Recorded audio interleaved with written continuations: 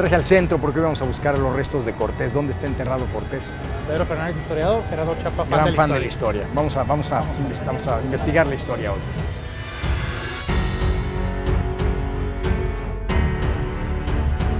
Ahora sí estamos en el mero Zócalo, donde antes era la Gran Tenochtitlan. Y estamos parados justamente frente a Palacio Nacional.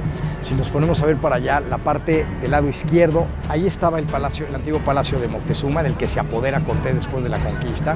Cuando Quetzalcóatl, el sacerdote, sale de la ciudad de Tula alrededor del año 1000, él promete regresar.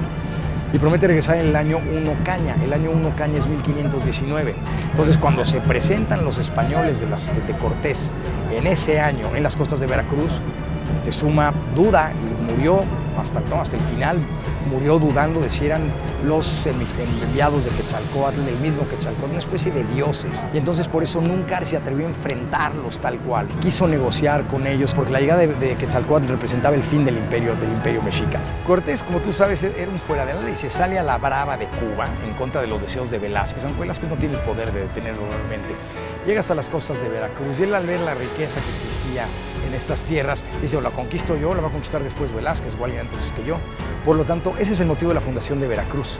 Entonces él se salta a la autoridad de Cuba y él inicia la conquista de México. Estamos en la segunda década del siglo XVI, 1500 adelantado. Él acompañó a Velázquez a la colonización de Cuba, pero él es increíblemente infeliz. Hernán Cortés es muy infeliz en Cuba porque realmente no hay nada. No hay oro, los indios taínos son maltratados. Él de hecho amaba a los indios, él tomó una esposa taína. Si no esposa en el sentido cristiano de la palabra, si era su compañera, tuvo una hija con ella, a las dos las bautizó. Digamos que Cortés no le gustaban muchas prácticas de su misma gente, de los españoles. Ese es un buen argumento. Cortés es testigo de la colonización de las Antillas. La colonización de las Antillas es increíblemente brutal. Cortés, cuando llega aquí, no quiere hacer lo mismo. Quiere otro tipo de colonización. Por lo tanto, cuando él termina la colonia, él promueve el mestizaje. Esto no se habla mucho porque entre los 15 años que median después de la conquista y la llegada del primer virrey, don Antonio Mendoza, son esos 15 años un poco perdidos en la historia oficial porque hablan de alguna manera un poco a favor de Cortés. Cuando llegan a Veracruz es un poco más amable el entorno de Veracruz y Cortés, un poco más ambicioso, dice: aquí sí hay riqueza, no como en las islas, pero yo para penetrar en el territorio necesito desobedecer las órdenes de Cuba. Él manda su primera carta de relación al rey para comprar tiempo. Cortés vive comprando tiempo constantemente. Todo el tiempo es lo que hace. En lo que llega la carta, encuentran al rey, el rey decide, da la respuesta, él tiene tiempo de penetrar, él se da cuenta que en los territorios mesoamericanos hay una gran división y un gran odio hacia los aztecas, y él piensa: bueno, no somos tantos, eran 608 españoles nada más. Probablemente. Aquí las cifras varían de 10 millones, 15 millones, hay quien lleva las cifras hasta 50 millones de habitantes. Él se avienta esta jugada convenciendo a sus soldados de la posibilidad de ello por la división interna que hay. Y entonces deciden marchar hacia el interior y se encuentra con unos aliados inapreciables. Primero los totonacas y desde luego después los tlaxcaltecas, que la tenían jurada con los aztecas. Los pueblos que estaban aquí sometidos a los aztecas tenían un gran resentimiento, preferían aliarse con los españoles y deshacerse de los aztecas. Total, ellos ya dirían: bueno, a ver, después, ¿qué hacemos con los españoles? Total, no son tantos. No, pero si nos quitamos el yugo azteca, probablemente después podamos deshacernos de ellos. Entonces se alían con él. No existe el concepto de México. Nadie está traicionando a nadie porque México no existe. Como tipo reinos. Eran reinos diferentes, pueblos diferentes, con lenguas diferentes. Cortés muy inteligentemente ve eso gracias al apoyo de la Malinche, desde luego, esta mujer que va a estar junto a él durante los años de la conquista, gracias a esta capacidad de convencer a sus soldados, porque no es fácil convencer a 600 españoles de que se metan en un territorio completamente desconocido. 1519 hace las alianzas con los pueblos que estaban sometidos por los aztecas y logra llegar aquí a Tenochtitlan y es recibido. Y bueno, es hospedado en ese palacio, el antiguo palacio de Axayac. Era un palacio de entrada de un tamaño gigantesco porque cuentan que los mismos españoles se perdían. Y ahí es donde encuentran el famoso tesoro de Axayac, justamente. Moctezuma, de hecho, se lo regala, ni siquiera tienen que robárselo los españoles. Él se lo regala y hasta le comenta a Cortés: lo siento que no tenga más oro para ustedes.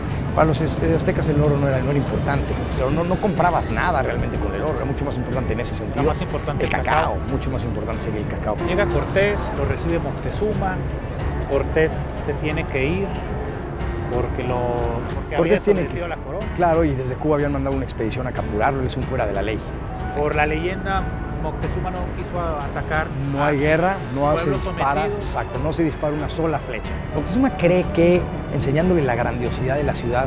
Cortés va a decir, esto es un pastel muy grande para mí, y se iba a terminar retirando. Se estaba equivocando, porque al enseñarle la ciudad le estaba enseñando las debilidades también de la ciudad. Para Velázquez, Cortés es un fuera de la ley, puesto que él tenía órdenes de explorar y ya se metió al interior del país. Entonces vienen a buscarlo, 1000 y pico de españoles, al momento de vienen a arrestar a Cortés. ¿Y por qué la corona no quería meterse en ese entonces? Para Carlos V en particular y el gobierno español, la Nueva España es una abstracción, literalmente es una abstracción. O sea, no conocen la magnitud de las tierras conquistadas. Les cuesta mucho trabajo entender, nunca vinieron a ver. Bueno, vienen a buscar. Él se entera que están en Veracruz y se adelanta, ¿no? Claro, él se entera por Moctezuma, oye, ya vinieron a buscarte, ya te puedes ir, tienes que ir. Moctezuma está enterado que él es un fuera de la ley. En ese momento sabe que Cortés no representa a ningún rey, ni tiene ningún permiso de hacer nada. Piensa Cortés, me voy a adelantar, se acerca a Pánfilo de Narváez. Pánfilo de Narváez trae tantas tropas que viene sobrado. No tiene ningún tipo de precaución, Cortés lo ataca por sorpresa, lo vence con muchísima facilidad. Las tropas de Pánfilo de Narváez se unen a Cortés. ¿Por qué? Porque Cortés les promete riquezas, Cortés sí reparte entre sus tropas. Que Pánfilo no le quedó otra más que unirse a la expedición de Cortés. Después va a regresar a España y va a hablar pestes de él, va a ser uno de los grandes enemigos en la corte española de Cortés, que los tuvo muchísimo. Cortés ya lo platicaremos, pero regresa varias veces a España a defender su nombre frente a la corona española. Y así las cosas, bueno, Cortés regresa y se ve con la ciudad levantada en armas por la tontería de Pedro de Alvarado. Entonces, recapitulando, digamos que va a ver el asunto de Pánfilo de Narváez, deja a un líder y el líder se espanta con los aztecas y empieza a... Sí, Pedro de Alvarado, que era un gran militar, no era muy listo.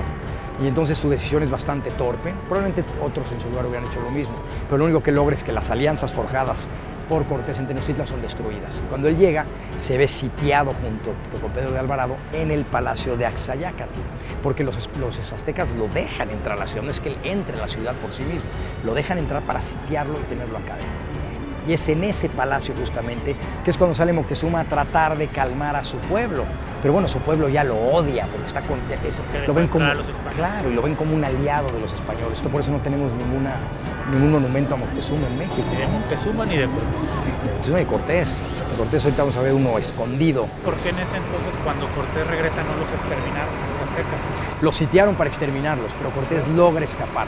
Vamos al antiguo palacio de Axayácatl, hoy Nacional Monte de Piedad.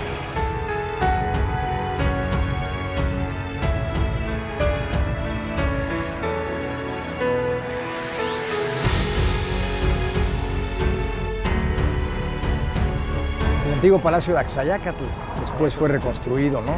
Esta propiedad, como muchas propiedades alrededor de lo que era el centro de Tenochtitlan, se quedaron en manos de Cortés. Cortés le conocemos 11 hijos.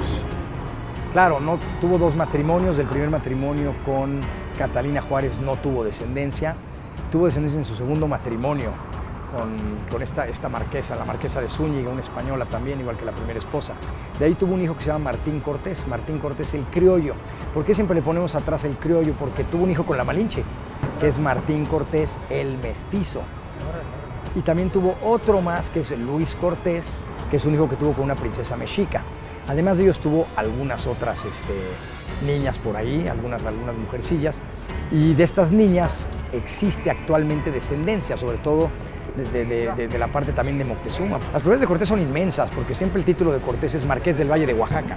Era dueño del valle de la zona de Jalapa, del Valle de Toluca, de toda la zona de Cuernavaca. Cuando él le expone a Carlos V en un papel lo que es el marquesado del Valle de Oaxaca,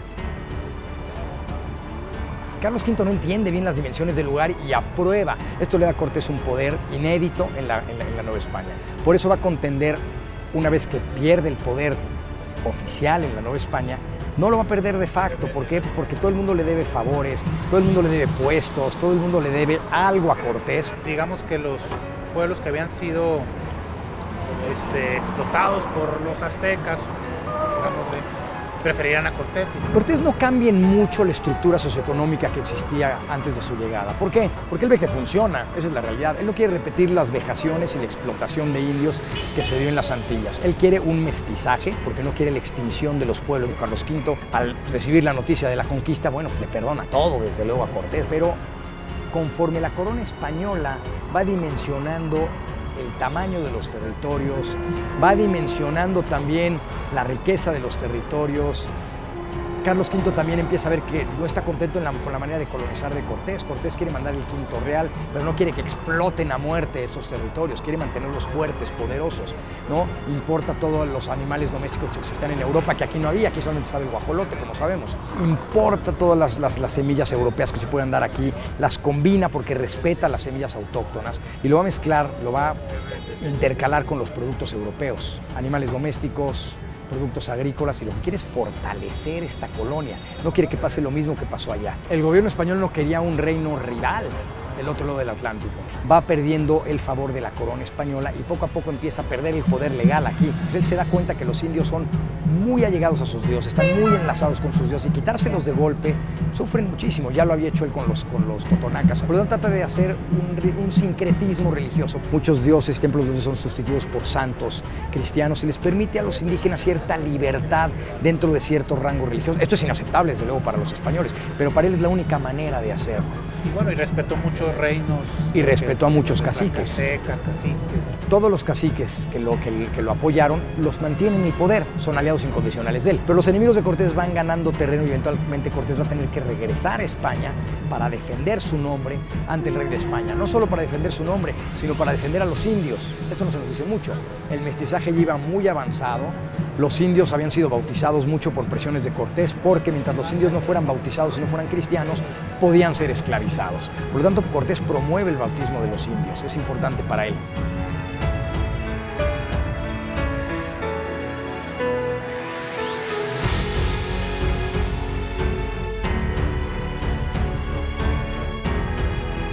Ahora Nacional Monte de Piedad, que ahora sí ya traigo dinero para las cervecitas. Por favor.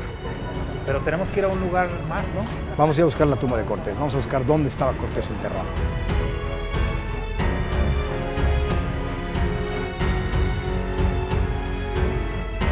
Buenas tardes. Fíjense que estamos buscando la tumba de Cortés. ¿Saben dónde está? Bueno, yo no sé dónde está enterrado. Si les pregunta dónde está la tumba, no saben dónde está la tumba. No. Hola, buenas Hola, ¿qué tardes. tal? Oigan, estamos buscando la tumba de Cortés. ¿Saben dónde está la tumba de Cortés? Cortés? Aquí en la Ciudad de México. No, ni idea. Ni idea, No. ni idea. Estoy buscando la tumba de Cortés. Pero la tumba, ¿saben dónde está? No, a seguir buscando. La última vez que yo escuché decían que los restos de él estaban en el hospital que está aquí, De Jesús. en el hospital de Jesús. Estuvieron en otros lugares, pero que finalmente los llevaron ahí, que es el hospital que fundó, ¿no? Ajá, Gracias. cerca de aquí. Sí, sí. Cerca, 2 cuadras.